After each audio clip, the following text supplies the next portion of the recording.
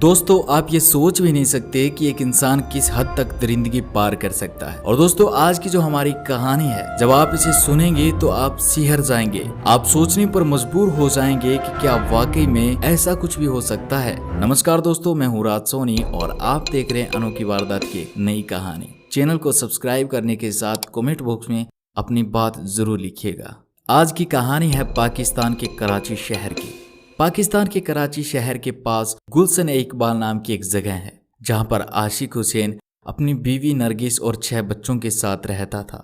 और दोस्तों ये सभी गुलशन ए इकबाल के एक स्कूल में रहते थे, जो पिछले 9 महीनों से वीरान पड़ा था, क्योंकि पिछले 9 महीनों से इस स्कूल को बंद करके रखा था। ये स्कूल एक ऐसी जगह पर था जहां पर आसपास इतने लोग नहीं रहते थे, जिस कारण स्कूल के मालिक ने आशिक को यहाँ चौकीदारी करने भेज दिया था। और आशिक इसी स्कूल में एक पुराने क्वार्टर में रहता था, अपनी बीवी नरगिस और 6 बच्चों के साथ। लेकिन दोस्तों उस मालिक को कहाँ पता था कि इस स्कूल में कुछ बहुत भयानक होने वाला है। दरअसल 13 अप्रैल 2022 की एक सुबह 3 बजे, या यूं कहें रात के 3 बजे, घर के सभी बच्चे कमरे में आराम से सो रहे थे।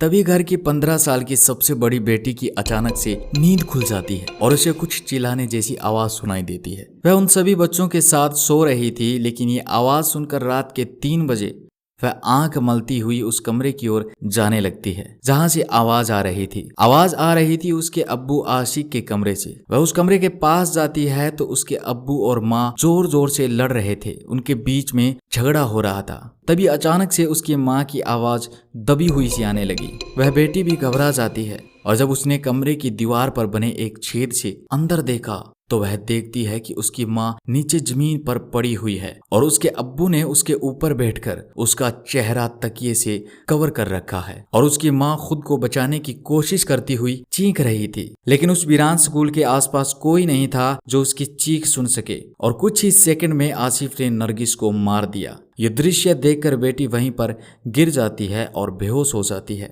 लेकिन उस बेटी को कहाँ पता था कि अभी तो इससे भी भयानक मंजर होने वाला था। अब 2-3 घंटे के बाद जब उस लड़की की आंखें खुलती है तो एक बार फिर से उसके दिमाग में वही मंजर आ जाता है जिसे देखकर वह बेहोश हुई थी। लेकिन फिर उसे लगा कि वह शायद कोई सपना देख रही थी। और अक्सर हमारे साथ भी ऐसा होता है कि जब हम सपने में किसी की मौत देख रहे होते हैं और अचानक से हमारी आंख खुल जाए तो बड़ा सुकून मिलता है कि शुक्र है ये एक सपना था। ऐसा उसके साथ भी हुआ, लेकिन कुछ ही सेकंड के बाद वह समझ जाती है कि ये कोई सपना नहीं बल्कि असल में ऐसा हो गया है। वह भागकर उस कमरे में जाती है जिस कमरे में उसके अब्बू उसकी माँ को मार रहे थे, लेकिन उस कमरे में कोई नहीं था। फिर वह लड़की अपने भाई बहन के पास जाती है और उन्हें खड़ा करके बताती है कि अब्बू ने माँ का कत्ल कर दिया है, हमें जल्दी से यहाँ से निकलना होगा। लेकिन यह कहकर फिर उस बच्ची को घबराहट होती है तो वह उस पूरे स्कूल में अपनी माँ को ढूंढने लगती है, लेकिन उसकी माँ कहीं पर भी नहीं मिलती है।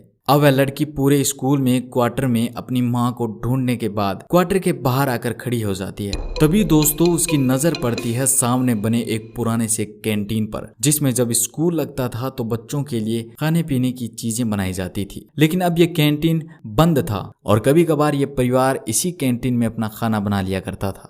जब लड़की ने उस कैंटीन को देखा तो उसे लगा कि मैंने सारी जगह तलाश कर ली है, लेकिन माँ कहीं पर भी नहीं मिली है। लेकिन मैंने कैंटीन को अभी तक चेक नहीं किया है, हो सकता है माँ यहाँ हो। इतना सोचकर वह कैंटीन के पास चली जाती है और जैसे ही वह कैंटीन में दाखिल होती है उसने कैंटीन में वो मंजर देखा जिसे देखकर वह कांपने लगती है। उसके रोंगटे खड़े हो जाते हैं। दरअसल उसने देखा कि एक बड़ी भट्टी में आग जल रही थी और उसके पास खड़े थे उसके अब्बू जो खून से लथपथ थे।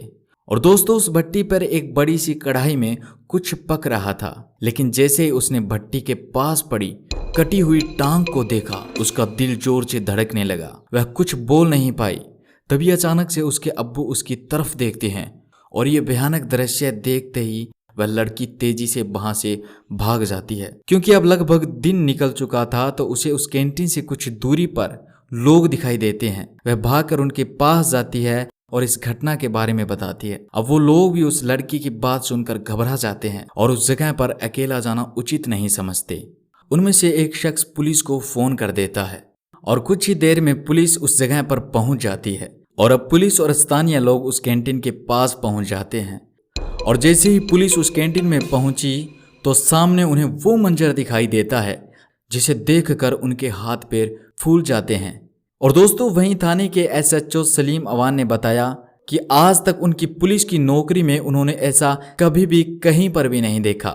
दरअसल उस कैंटीन से आशिफ हुसैन तो 3 बच्चों को लेकर भाग चुका था, लेकिन उस भट्टी में आग अब भी जल रही थी।